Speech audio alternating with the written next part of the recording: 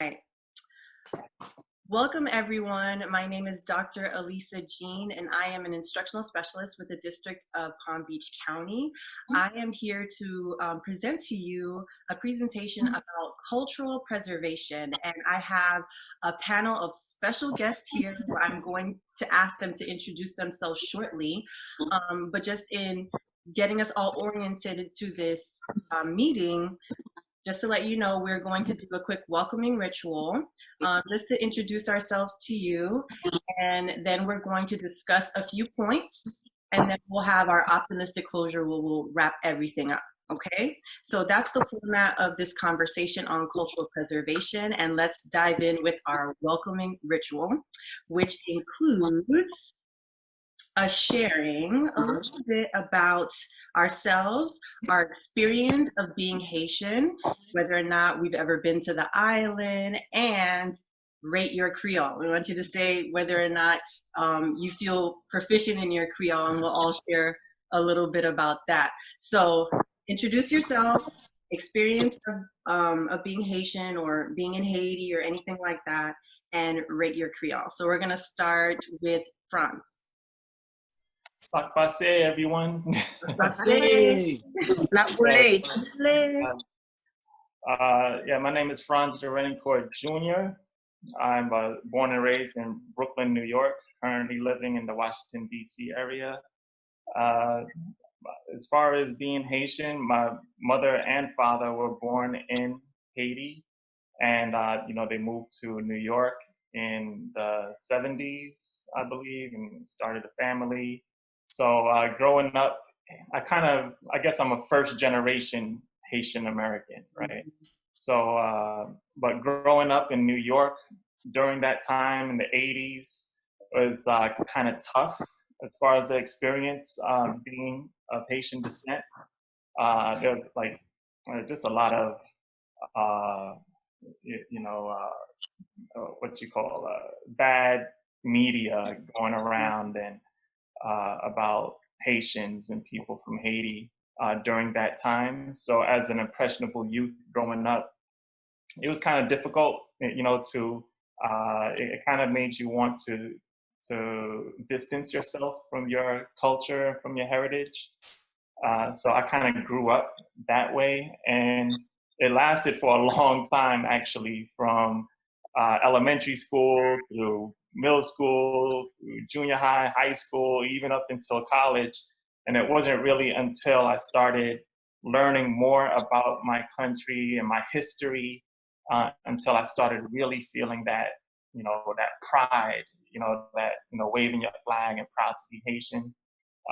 So that was kind of like my experience growing up, and I just, to the point of being so proud to be Haitian, that I started writing books about Haiti and the history of Haiti, so that other children won't have to go through, that experience of, being ashamed to be who they are, where they're from. As far as my Creole, you heard me say greet everyone in Sac Passe. I know a few more words. I'm actually getting better. If I had to rate my Creole from 1 to 10, I'll probably be maybe like a 3 to 4. Not really that good. Yeah, so. Great, man. I know, yeah. So I have a lot of more work to do. I would say that my Creole is a lot better when I'm in Haiti. I've been to Haiti a few times, so when I don't have that English crutch and I'm forced to speak Creole, then it comes out. But yeah, I have a lot of work to do on that department. Thank you so much, Franz. We'll move on to Nadilia. Hi, my name is Nadilia Charles. I'm an ESOL instructional specialist with the Palm Beach County School District. Basically, my experience as African American or Haitian American person is I migrated to the United States at the age of 3. So I've lived practically my whole life here. And I found that being Haitian is growing up here and being Haitian. Like Franz said, for my siblings, it was a lot harder than it was for me because they came later on in life. Mm-hmm. They came when they were teenagers, and I had been here since I was much younger. So I spoke the English language with no accent. I was involved in extracurricular activities. I played sports. So it was a little different for me, whereas I was a little more accepted than they were because they came as high schoolers and they still had the accent. The later that you come here, the harder it is for you to lose your accent. So my siblings had to deal with the bullying, the not being popular because you are Haitian, the targeting and the discrimination. They dealt with all that, whereas I was on the opposite spectrum of that. So even when I finally did make it to high school, um, conversing with them, most of the people that they knew that I had gone to school with didn't necessarily know that I was even Haitian. Oh, you hung out with the other kids. You didn't necessarily hang out with your people. So to hear me speak Creole in school to them was, whoa, what's going on? How did she learn those phrases? Not realizing that I was Haitian. Um, on a scale from 1 to 10, I would say my Creole is maybe at about a 6.5. The kids at school say I'm a fake Haitian. That's what they call me. They say I speak Creole with an accent. I don't know what that means. Um, I love the position that I am in right now because it allows me to empower our Haitian kids and our Haitian parents, where growing up, our parents didn't know a lot of the things that they needed to know in order to advocate for us in the way that they needed to advocate for us. So I love the fact that I am where I am right now. I did go back to Haiti um, 20 years after. It was a total culture shock for me to go back and to see, and going back kicking and screaming because I did not want to go from all of the stories you hear as a child. But I gotta say, I embraced it and I loved it. I was supposed to go for 10 days. I ended up staying for a month and have gone back ever since as much as possible. So thank you for the invite. Thank you so much. Now we're going to move on to Tamisha, Dr. Dennis. Hi, my name is Tamisha Dennis, and I'm a dentist. That's where my doctor title comes from. And I have two children. Um, I forgot their ages because they just had birthdays, 6 and 10. And I don't have negative experiences per se growing up being Haitian, but I do kind of remember feeling hesitant as to when someone asked me where I was from, if I was going to say Haitian right away, because then I would be afraid that they'd have some sort of like feeling towards me based on that, because I felt that energy. Nothing ever happened to me, but I always felt that kind of like, you know, like feeling like, do I tell them I am Haitian, or is that going to change their opinion of me? Because I grew up in Miami, it's all mixed up all the time, so I didn't feel separate. But at the same time, I always felt that little thing. Growing up, and my sisters are going to share the story too, our parents really spoke English to us most of the time. We had interactions because we went to Haitian church learning Creole, so we got a lot of our Creole from that, and our grandparents, which was good. But really, my Haitian pride has come much more later for me. And I've always felt proud to be Haitian. But like lately, it's just, I feel so connected to the fact that I want my kids to feel proud to be Haitian, even though they're not as close to the origin. So, you know, them learning Creole is a big like pride for me. And just them being proud to be Black in every way that there is, no, you know, all those different varieties, that is just really important to me. I have no idea how to rate my Creole because I think it's terrible sometimes. And really right before kind of quarantine and all this stuff started, I went to Haiti for my birthday, which was one of my wishes for a while to go to Haiti. And I got so much discouragement from family and friends about not going to Haiti, how dangerous it was. And I had an amazing time. And I came back with all great stories, and my kids just can't wait to go.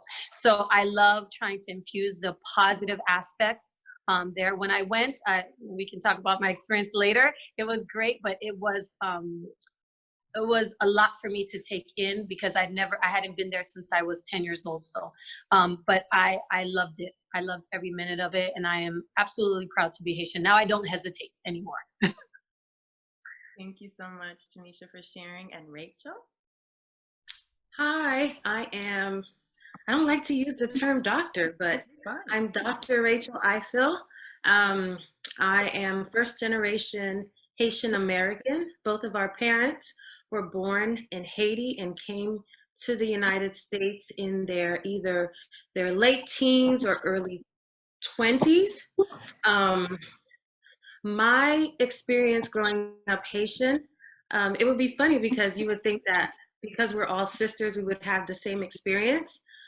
Um, I I never felt any kind of way from people about being Haitian, if that's strange. Like Alisa said, we went to school, and we were all born here in the States. We were surrounded by Haitians. My mom has a business, and pretty much she hires all Haitians. So we always heard the language being spoken when we went to church or at the daycare center, which she owned. Um, I always could tell, though, that as a people, we struggled. It always felt like Haitian people were always struggling, if I remember anything. That's what I would say is I always felt like we always had to work hard. And I remember that as an impression on me. Haitians work hard. We're always hustling. They're always doing something, always trying to provide for their families the best way they could. So that's an impression that got left on me very early on.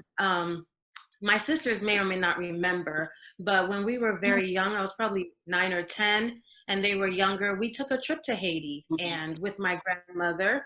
And I remember riding on the back of a truck, going up a mountain. That was our experience the first time, riding on a donkey, seeing a goat killed, all those great things. I'm so glad we had that experience. The next time I visited Haiti was during college. Between my freshman and sophomore year, I was part of a mission group, and we went to a place called La Chapelle, Haiti, and we helped build a school. And I will be honest with you, they wanted me to go mostly because I was Haitian and because I could speak Creole.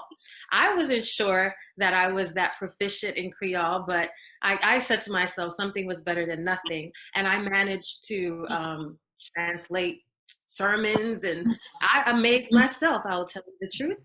But if I have to rate my Creole today, because I live currently in Nashville and I'm not infused with the culture, seeing people, also hearing the language, I would rate my Creole probably about a 6. It's been great over the last few months with my sisters being able to speak the language more. They say, your lung is loose. If you guys know what that means, you have a heavy tongue when you don't speak the language very often. But once it starts to come out, the words start to feel better. You start to feel more comfortable. So I think, just like Franz says, once you kind of envelop yourself in the culture, you just feel more comfortable. And I would say that right now, my pride is I have so much pride in our people for who we are and our resilience that every single day I want my children to know more and more about what that means. Mm-hmm. Thank you. Should I round it off, or do you want to go before me, since my sisters? Yeah, you should go. Okay, so like my sisters have said, I think the only thing that I can add that's like a little bit different is that for me, I used to beg my mom. I used to beg her to teach me Creole because I'm the youngest out of the 3. So my older sister, Rachel, got it. Tamisha got a little bit. And then me, it was like nothing. So I used to beg her. And she would be like, And they used to always tell us kind of like bad stories. It never really was a thing for them, which I'm understanding now. There was a lot of trauma that we just were not aware of. And so they did a lot of protecting by sharing those stories, I think. And so for me, my experience was, it was mixed because of the fact that I didn't speak speak Creole, but I was around Haitian people. So then you would get the blanc, you know, you're blanc or Haitien, you get all of those things. And then I kind of just made a resolution within myself. I said, okay, y'all gonna call me names that I'm never gonna speak Creole. So like France, probably like all the way up till now, probably 3 years ago, Yeah. I was not really speaking any Creole at all, at all, at all. And but my husband was a little bit more fluent, and we would talk every now and then if we didn't want the girls to understand what we were saying.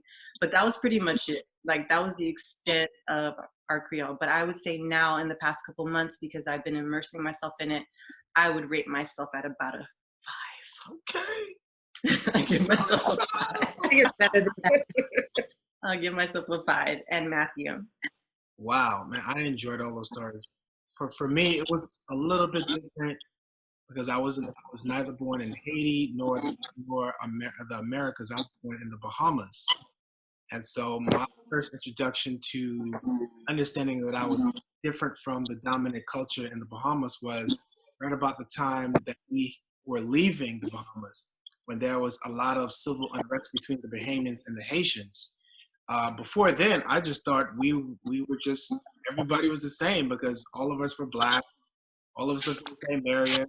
You know, there were differences socioeconomically, but for the most part, we just saw all Black people. We all spoke English. We all went to school together. And then when there became civil unrest between Bahamians and Haitians, then I realized that there was a difference between my friends and I, and we felt the difference. But coming here to the United States, it was a clear difference. You could not deny it. You know, I grew up in the city of Opelika, which was a huge Afro-Caribbean melting pot. You're talking about Puerto Ricans, Cubans, Mexicans, not Mexicans, but Dominicans, Jamaicans, Trinidadians, Bahamians, and a lot of Haitians. And so you knew exactly who you were because there was such a huge divide between all of us. We would have neighbors, and each, you know, there would be sects. There'd be the Jamaicans, there'd be the Bahamians, and so forth. And then, of course, late 80s and 90s, there was a lot of discrimination towards Haitians. And so I felt that as well. Now, my identity as Haitian didn't really step in its maturity until probably maybe high school-ish, you know? You know, it was never a shame thing, but it was like really, really immersing and embracing my heritage was probably like high school, where we started wearing the flags, and we started, you know, wearing the chains, and we had the beads that we used to wear, you know, and anything that we can get our hands on to really reflect who we were. You know, it really stepped up. My first time going to Haiti was after the earthquake in 2010, and that was an experience. You know, I'm already a dramatic person, so I felt that pull, you know, like that song Haiti Chérie. I felt like, you know, Haiti was calling me. So when I got there, I was like, I was like, Malakai, you know, I'm like, here I am, I'm finally home, you know. And so people looking at me like, what's wrong with this guy? But it was so good to be there. I felt like I belonged there. And every face I saw my face. It didn't matter who they were. I saw myself, you know, some reflections of me. And the best part is that they did embrace me. I'm talking about they embraced me better than I was embraced here. You know, I always preface my Creole and say that I have a C- Creole. So that's my score. Whatever a C- is, that's where I am. You know, I'm not passing really not that good, but I'm not failing either. And so my Creole is there. But when I went there, they embraced me. They said they're so proud of me for not being born there, but still trying to connect with them and still trying to preserve the language and the culture. And so they really poured into me, you know, and I was in Port-au-Prince, Delma 75, Delma 75, and it was a beautiful experience. Thank you so much, everyone, for sharing in our welcoming ritual. And so we're going to dive into a talk about culture, what it is, and why do we need to preserve it? What are our ideas on certain quotes that I'll share, and we'll keep it going. So culture, just to define it, is the integrated pattern of human behavior that includes thoughts, communication, actions, customs, beliefs, values, and instructions of racial, ethnic, religious, or a social group. So we are all a part of, or we can say we're probably first generation, if not second generation Haitian Americans living here in the States.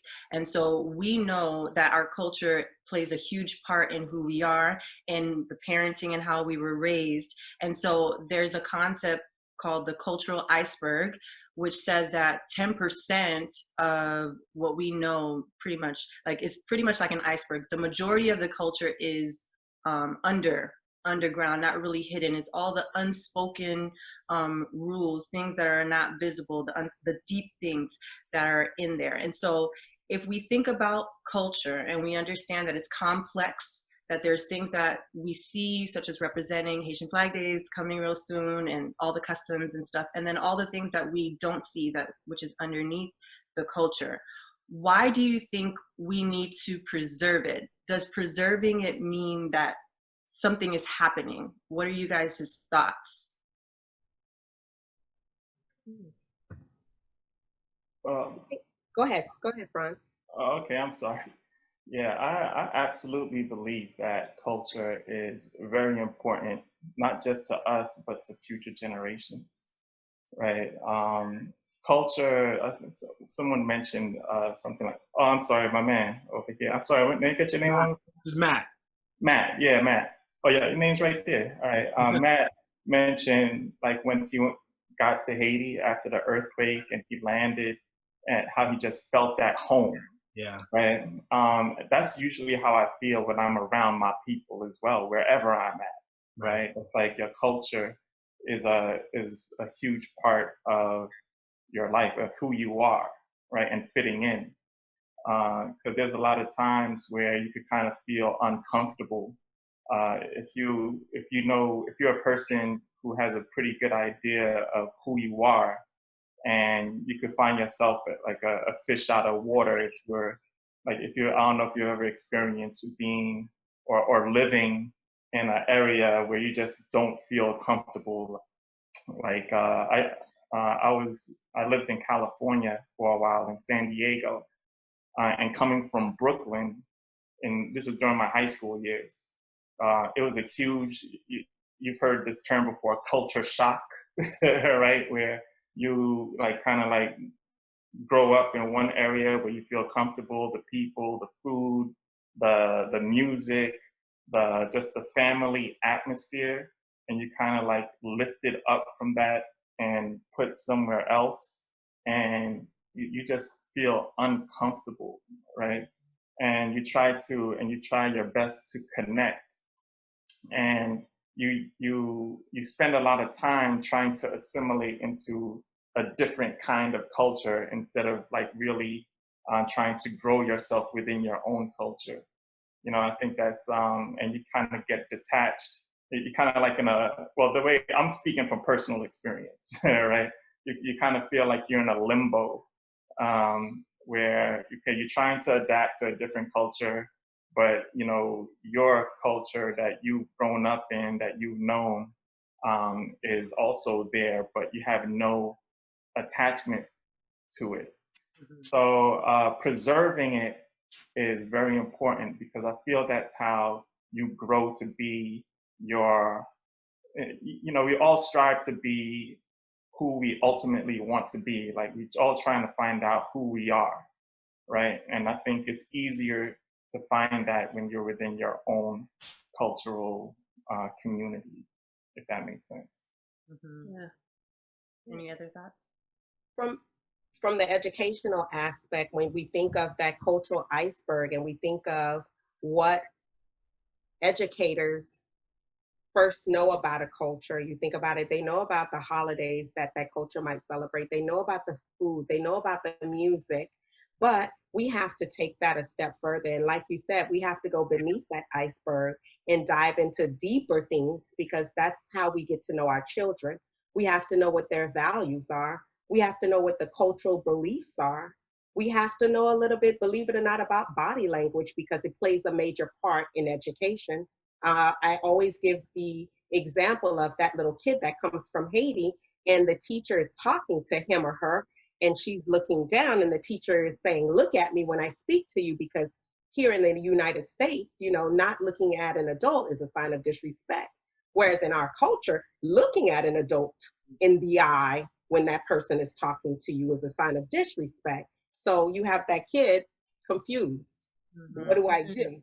So all of these things are important for everyone to know when we're talking about children and we're talking about culture. Again, I'm speaking from an educational point of view. One of the things that we do in our department is when we work with students, small group, newcomer groups, and things of that sort, is we want to try to make sure that that there is an acculturation process going on for that kid. That kid is learning the social norms of this society, but they're not losing their cultural norms from their homeland.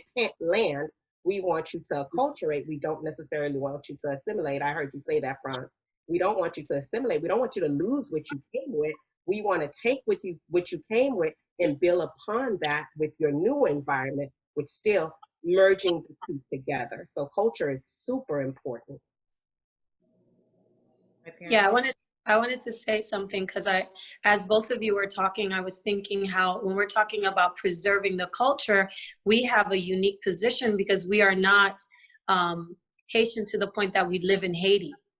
So we have not only a harder goal because we're not in it every day. Not everybody around us is culturally Haitian.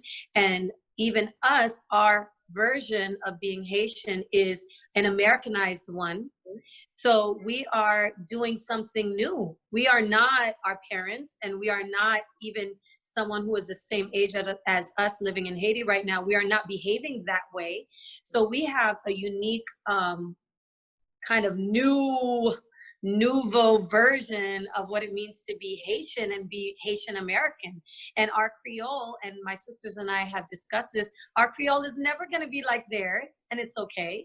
And our kids may never speak Creole the way that someone raised in Haiti would speak, and that's okay. And maybe the food is not quite the same. So even though, we have all of the ingredients for whatever makes the Haitian culture, it's not going to be, exactly. And I think that especially as kind of speaking to my sister about those things, it's like we feel more and more comfortable, at least I do, being with the version of being Haitian that I am. Mm-hmm. And I don't have to be exactly the way that a Haitian. And I think part of the hesitation before that I said in telling someone else Haitian is because that was connected to some version of what it meant to be Haitian to that person. And then I'm like, well, I may not be that, what you might be putting on me, because every Haitian has been told, oh, you don't look Haitian, because what does that mean? So we're all, and especially when you have a child, now you're trying, like grandma might do it like this, but we do it like this, but we're still Haitian. So it's interesting because we're trying to preserve something and keep the root of it, but we're also adding all of our new things all the time to it. Absolutely right. Well, I can go. I believe that the importance of preserving the Haitian culture, I believe our culture is a currency. I feel like it brings a specific value to us, of who we are. And so knowing who we are creates a value in us that's different from a different set of currency that is valued from another culture. And so my understanding of my culture brings me a different value that I may not or will never gain if I go a different direction and stop identifying that way. And this is literal and metaphorical because, being Haitian American in America and South Florida right now has a value. And it has a value. And I'm talking about like when I was working for an agency in Palm Beach, because I spoke Creole, they gave me $3 more. I'm like, all right, cool, I'll take it, right? And I didn't, I didn't necessarily see, the value and translating into dollars, but I also saw the value as in something that connected me and made me feel a specific way about who I was and about who I am and where I needed to go based on all of the things that we as a people have done, and not knowing and not preserving and not passing that down, then it becomes devalued. Then it's not necessarily something of value for the next generation and the next generation. And Subjumu will never happen again. You know what I'm saying? And, no one will ever, dance to compa music anymore, and And that's not okay for me. I believe that's a currency that I'm passing down, that we're passing down to our kids in the next generation by allowing them to have an understanding, even if it's a slight understanding, like Tamisha was saying. It may not be the same as the previous generations, but it's still something that we can pass them down, that they can treasure.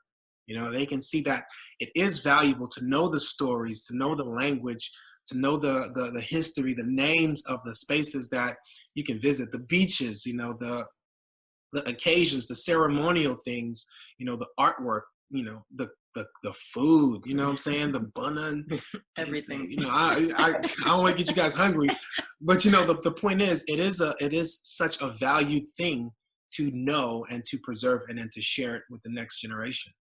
But you have to also think in terms of we're the bridge that keeps the connection between the younger generation and our parents together.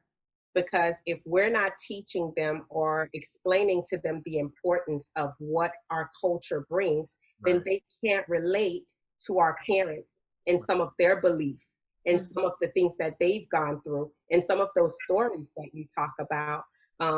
Late last year, I moved my 82-year-old father in with me. And it's interesting because even at my age right now, I am learning so much about the culture from my 82-year-old. So you can imagine then putting that on to my nephew who is younger and having him understand how those things connect our family and connect our culture. So if that is lost, then how do the younger kids then connect with the older generation? They don't. So we have to keep this thing going. Mm-hmm. Otherwise, we die as a culture, and that's unacceptable. Yep. Mm-hmm. Absolutely. And so to kind of step out just a little bit of our subgroup, which is being Haitian and being in America, we know that we're a part of a larger minority group being Black in America. And so I want to share with you a quote from James Baldwin, A Talk to Teachers. And he says something, because this is talking about the child's mind, that I thought was really important. I'd love for us to discuss. He says, "Now, if what I have tried to sketch has any validity, it becomes thoroughly clear, at least to me, that any Negro who was born in this country and undergoes the American educational system runs the risk of becoming schizophrenic. On the one hand, he is born in the shadow of the Stars and Stripes, and he is assured it represents a nation which has never lost a war. He pledges allegiance to that flag which guarantees liberty and justice for all. He is part of a country in which anyone can become president and so forth. But on the other hand, he is also assured by his country and his countrymen that he has never contributed anything to civilization, that his past is nothing more than a record of humiliations gladly endured. He is assumed by the Republic that he, his father, his mother, and his ancestors were happy, shiftless, watermelon-eating darkies who loved Mr. Charlie and Miss Ann, and that the value he has as a Black man is proven by one thing only, his devotion to white people. If you think I'm exaggerating, examine the myths which proliferate in this country about Negroes." What do you think James Baldwin is trying to get to here? Wow, that's deep. That is. Wow.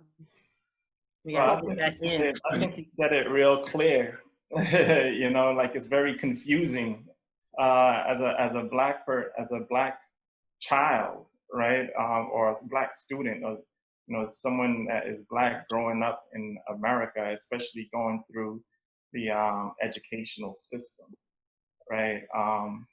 And I think he's right.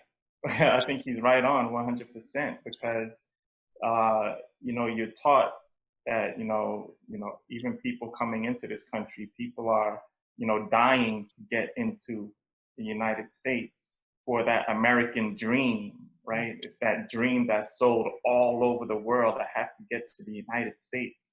And if you're a person of color, you know, once you step onto this soil, you quickly realize that the dream is not necessarily, I mean, depending on where you're coming from, right? The dream is a lot more harder to achieve as a person of color, because there are so many more obstacles in your way.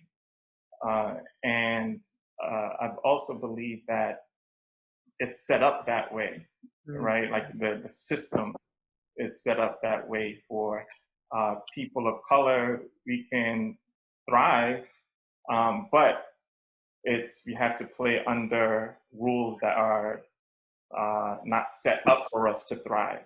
You know, you kind of have to maneuver a lot of different ways, and not necessarily go through be a full sellout, right? But you know, try to play by the rules, and also trying to be successful, whatever success means to you in this country as a person of color, is very difficult.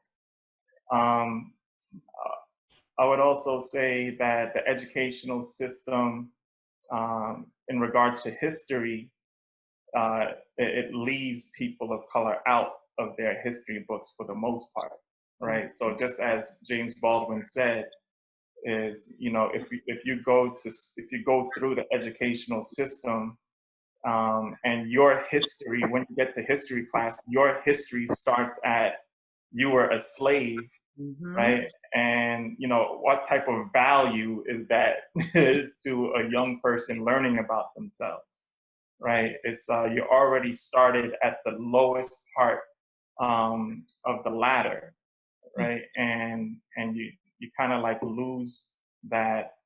You lose a lot of pride. You know, he talks about your contribution to this, the greatest land in the world, or you know, America, or whatever, and that you have zero contribution according to these books.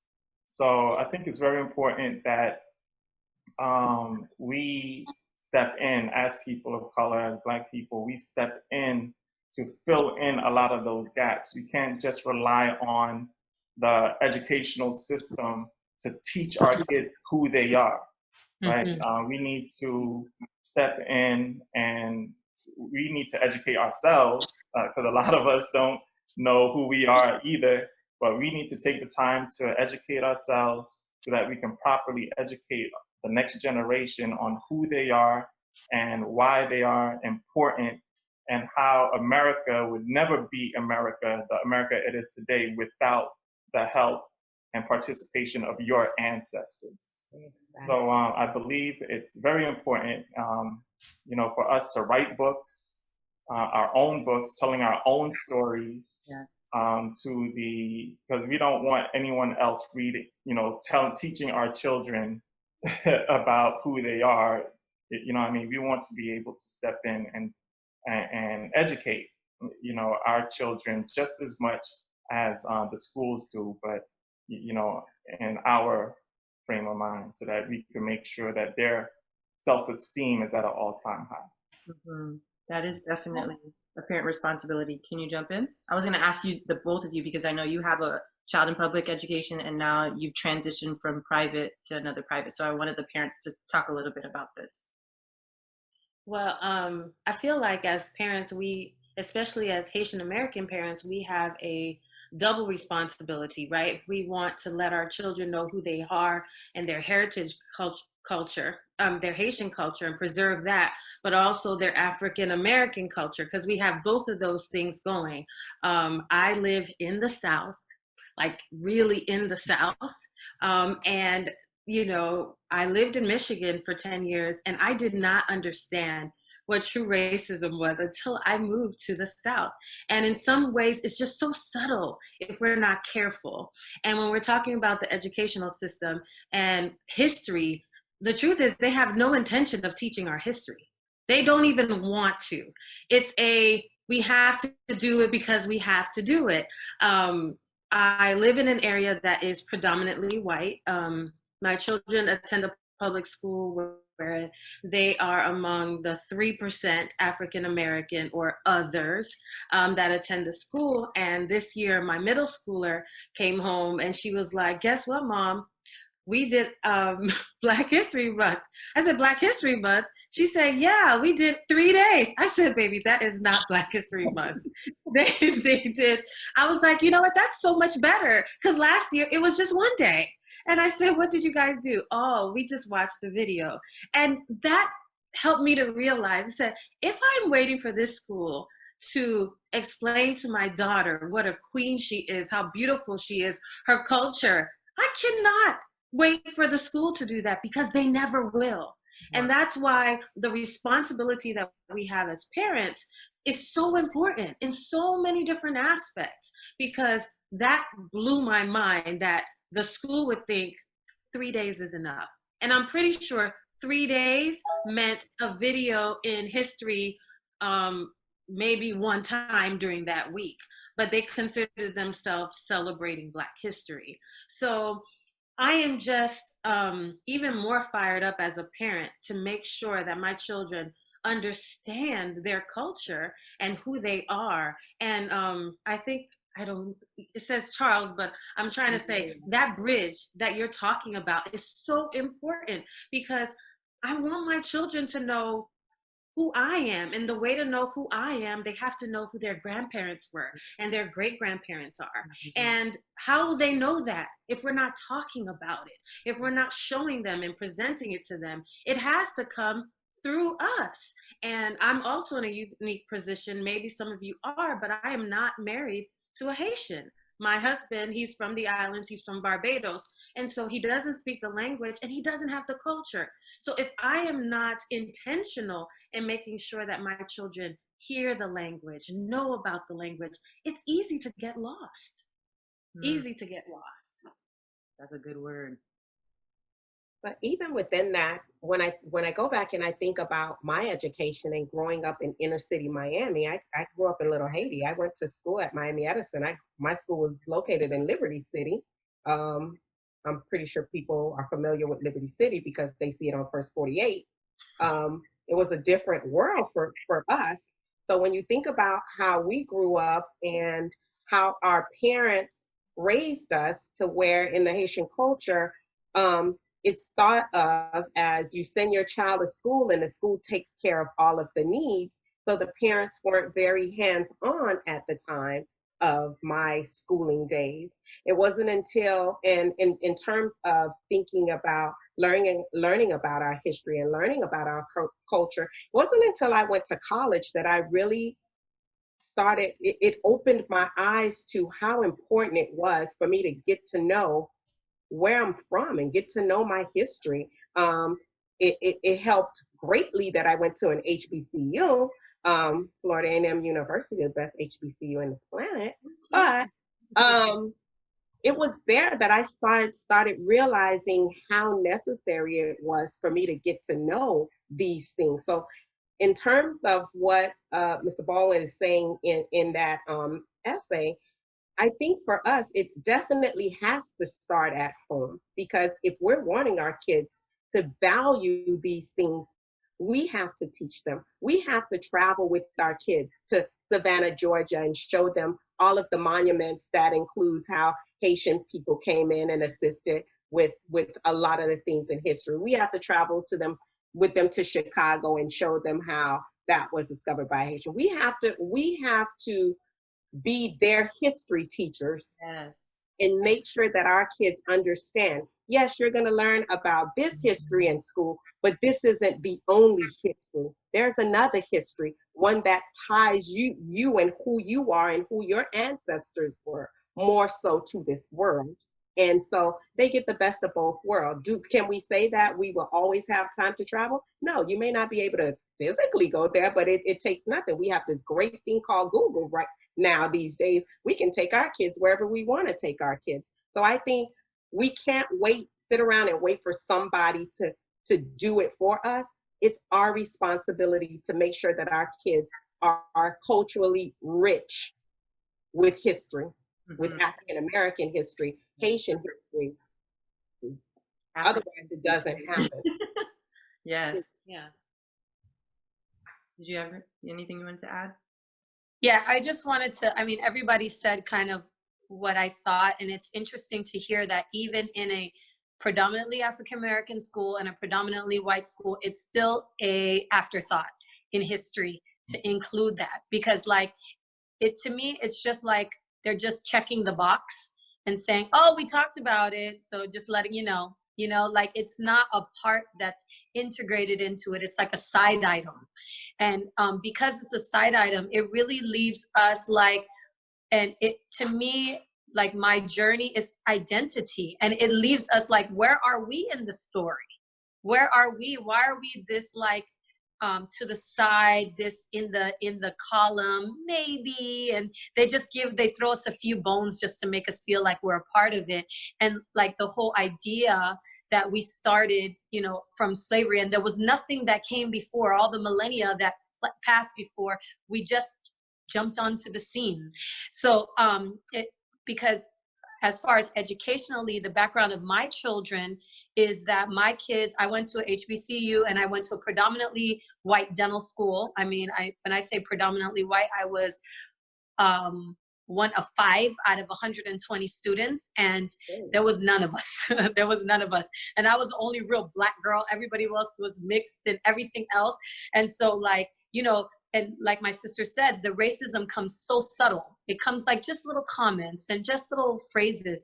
And my kids, my oldest daughter who's 10, went to all white in Parkland area. Most everybody is white. And in Coral Springs also everybody's white. So she was the only kid in her whole grade for a long time. And so it's like, it becomes like a normal thing that they're the only one. So why on earth would they spend any time talking about anything Black history? And now coming to the point that both of my kids go to an African-centered school, which literally every single day, all they do is talk about different characters in history now and then. They say things to me I have never heard of before. And so in that education, it's not just they're being educated, I'm being educated, because I missed many, many years of anybody even mentioning who's who of Black people before, after, American, doesn't matter what history level. So, I mean, I definitely feel like, I mean, everybody's kind of echoing the same thing. If we were waiting for them to do it, my oldest daughter, I remember when she was in the 3rd grade, she came home and she was like, yeah, we talked about Martin Luther King, and they said white people and Black people were not friends, and he made them friends, and that was the end of it. Because they want to make it very nice and very packaged, and everything sounds really, to not disrupt the kids and all of those sorts of things. So, I mean, I can understand why they keep it that way, because they don't want to villainize themselves, and it doesn't look very well. I can't imagine a teacher standing in front of a students who are Black and talking about the atrocities that white people put upon their parents and all of that, and feeling comfortable. So they have to keep it like that. So we're the ones to give the hard truths and the nice truths too, the good parts too, not just all the bad things, even though I've scared my kids a bit. I showed them slave ships, and I've showed them cotton fields, and I've told them how in Kunta Kinte's foot got cut off, and I've said all of these things because I want them to have the duality of it, not just the positive, but all the negative. And it shows why we're the way we are right now, not just from a Haitian perspective, just Black people in America, just in general. Mm-hmm. Just really quick, the terminology he used, James Baldwin, he said schizophrenic. He talks about the split brain, like multiple parts of yourself. And I felt that, you know, being born in the Bahamas, my parents are from Haiti, and now I'm African American. Like, who am I? And being I guess told who I am devalued me as a whole person. And so if I'm not stable and grounded in my culture, then I'm not stable and grounded in my value as well. And people could value me based on what they say and what they believe that I am. And so if I know who I am, and what we're trying to instill in our kids, if they know who they are, then they don't have to accept the value that another culture, another person will see them as. And so I think that's important for him to, that was really, really powerful for him to say that. That's where we'd end up, not knowing who you are and being pushed to and fro. I'm this, I'm that. No, you're not. Maybe you're this, you know, and trying to find that identity, because it is a value system that is being placed on you based on who you are and where you're from and what culture you have and what your culture has done, what they've contributed, and so forth. So that's just, it's so interesting to hear you say that, knowing who you are. With the students, and oftentimes it's the ones that are just coming into the country. I remember when I was still at the school site, when we would administer any type of testing and the students had to fill in that ethnicity part, the Haitian Creole students would always put other. Wow. So imagine trying to explain to them, I get it that you don't see yourself as African American because you're Haitian, but in the eyes in society, yes, you're African American. So I found for a while that I was constantly having to explain to them why you need to bubble this one as opposed to other. So it's interesting that you have, like you said, you're still out there trying to find out or trying to make sense of your identity. Mm-hmm. So to wrap this conversation up, I did have a few other points, but I'm gonna wrap it up real nicely. Last year was the 25th anniversary of the African American, Latino, and Gender Studies Institute, which is what we are actually participating in right now. And that was my first time. I'd only been in the district for under a year, and I went there and they had a whole day dedicated to Haiti. And it was so powerful and so beautiful, and just the entire institute, honestly. There was not many teachers there that looked different than us, and our district is predominantly a white district, and it would have been nice to have more people come and to hear these conversations. So I'm glad that this year we're able to do it digitally so that more people can hear the conversations. And this is a great there's a term called mirror books and window books, and what we're doing is kind of like a window conversation because we are all of Haitian descent, and we're going to allow them to see what we think in our views so that they can understand the importance and what it is that we think about these things. And so as a result of the Institute, I spoke with my husband. I'm like, what can we do? There was a speaker, Dr. Kovaker, I want to say that was her name.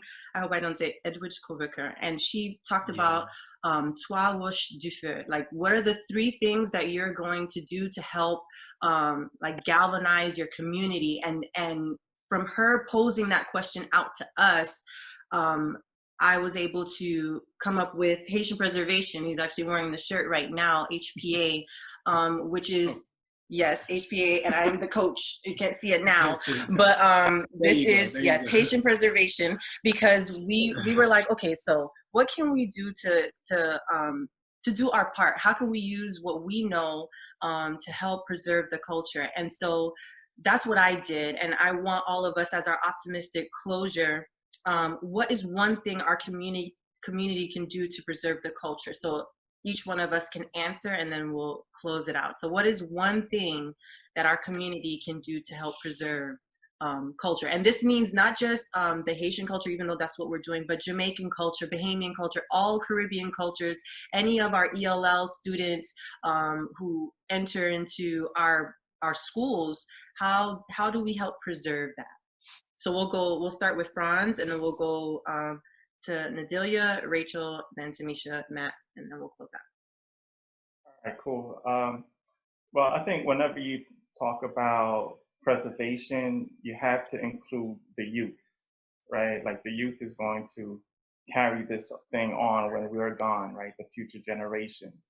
So you have to have effort. You have to make it a concerted effort to involve the youth, even if, depending on, like, I have a 12-year-old, right? And it's hard to get him to do anything. But even if I have to drag him to, a cultural center when things are happening around him, but, even if he's on his phone, it still gets in, right? Just being around your community, being around your family, being around your tribe, right? Mm-hmm. It gets into you, and then eventually he's going to lift his head up from the phone, and then he's going to go search around, look around, and all of that is part of preserving our culture, right? Like, you have to have it has to be ingrained in our next generation, and also for us, right? Because these cultural centers and cultural events and stuff, it's just as much as it's good for the youth, it's also good for us so that we could continue to connect and we can continue to learn, and we can continue to contribute our gifts and talents to the culture, you know, because all of us have a talent, all of us have a gift that we can contribute to grow our communities and our cultures.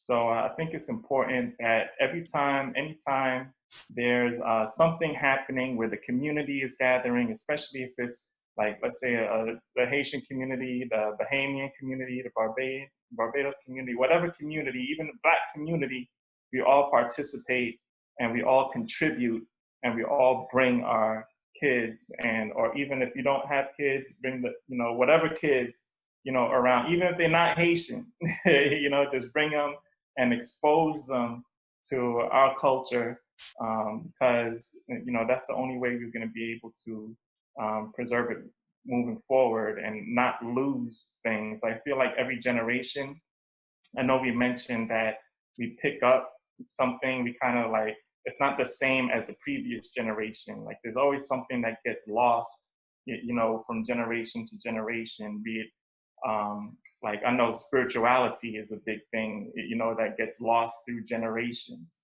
You know, I'm sure my ancestors probably practiced something completely different than, you know, what we're doing now, what a lot of us are doing now. So just trying to reach back as an individual, just trying to reach back as far as possible, and also trying to like provide a road for the next generation to keep our culture preserved. Yes. Okay.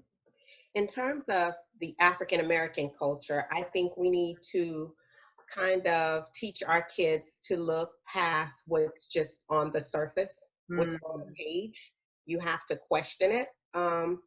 I think about a time when I was still the English teacher in the classroom, and a lesson that we did a poetry lesson, and I played Kanye West's Whether He Says His Face Looked Like Emmett Till. And the kids were bopping and they knew the song. And then I stopped and I said, well, who's Emmett Till? We don't know. So there's a lesson right there. You rap this song every day, but you don't even know what you're rapping. You don't even know who you're rapping about. That took me to a totally different direction than where I planned to go at the beginning of my lesson. So I think we need to kind of help kids to learn to look past what's just on the surface and inquire about things, because in inquiring about those things, you learn a lot about yourself and you learn a lot about your history. In terms of our Haitian culture, we have almost 15,000 Haitian Creole kids in Palm Beach County schools. Actually 14,983 kids that are registered in Palm Beach County. That's on all levels, K-12. And our main job is to make sure that these kids acculturate to whatever this new land is for them. We have to make sure that they don't lose what they came with. Mm-hmm. And that's major. Culture. Thank you. Or is that me? Or Rachel? Yeah, Rachel, go. One thing our community can do. What can we do? What can we do? I have to say it starts at home for me. I want to make sure that I instill in my girls the fire and the light and the pride in their culture, because I think by putting it into them, that's my first job, right? Because then when people ask them, where are you from? You know, believe it or not, people think I have an accent, which is strange to me. But I would, you know, I want them to know, oh, my parents are from here and this is what that means. I want them to know. That's important for me. That's the first thing I can do. And be open to sharing with those who ask. Not just superficially, but share with them things they would never think to know about what Haiti is about, you know, how beautiful it is, or, you know, my job is to take away some of the misconceptions they have about who Haitians are, what we do, where we're from. That's where it can start with me. just being a better mouthpiece, not only to my children, but those I come in contact with, and share, just do my best to share what a beautiful culture that we have. Mm-hmm. I guess my thing, and this is already something that my husband and I have been trying to do, is getting the stories of our still living elders, because they are so interesting and so powerful. And that history, that oral history, like, yes, we're gonna get, all of the Marcus Garveys and all the other people like who came before, but we still have living people who have stories to tell, that can tell us how they came to this country, that can tell us all the things they've been through. And when I went to Haiti, I said to my mom, I said, Mom, you have never talked about how beautiful this country is. I was like breathless. Like, when I saw the beaches and the mountains, I was like, why did you not talk about this? And like, one of my huge regrets of my grandmothers who are not living anymore is that I didn't spend time listening to their stories. And I also have a someone who cleans my dental office, and she is born and raised in Lauderhill all her life, and she has the most amazing stories. She has the most amazing stories. So sitting down and listening to our elders and getting their stories so we can capture them, because they may not be in a history book one day, but we get to keep them, and then we get to retell them to our kids. We get to pass them along. Maybe we get to write them down. I know friends is writing books. So yes, those people who came long time ago, their stories are important, but the stories of our living elders, those are so powerful. And I've never been disappointed as to asking a question like, how did you come to this country, or anything about their childhood. It's always so captivating. And I mean, that brings me so much joy. And then we get to pass that along. So I say that's my part. I love that. And I encourage everybody to do the same. Wow. I'll just say really quick that we would have to create an intentional effort to seek out each other, and that are in the same culture and in different cultures.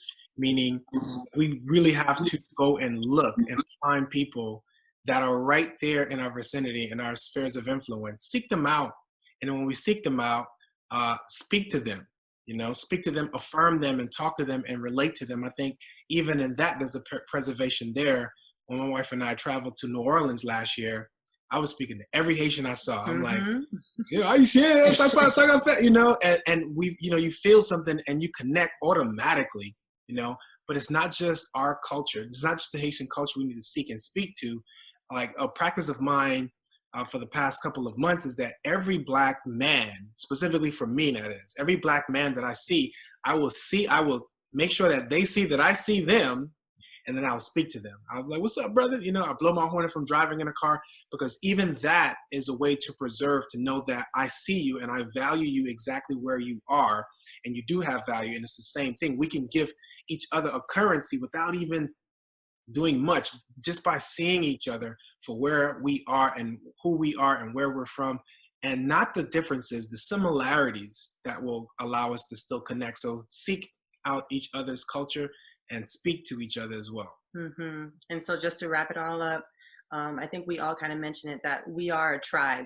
We are a tribe here, and we know that it's going to take a tribe. It's going to take all of us working together, having a concerted effort, listening to our elders' stories, being with our youth, bringing them into these different places and taking them on trips and exposing them to the culture that's wider beyond, and having them question and seeing things, because we know that some of it for our kids now, it is very, very subtle. I'll just put it out there. We watched the movie WALL-E the other day, and he asked about Earth in the movie, and all they showed was a hoedown.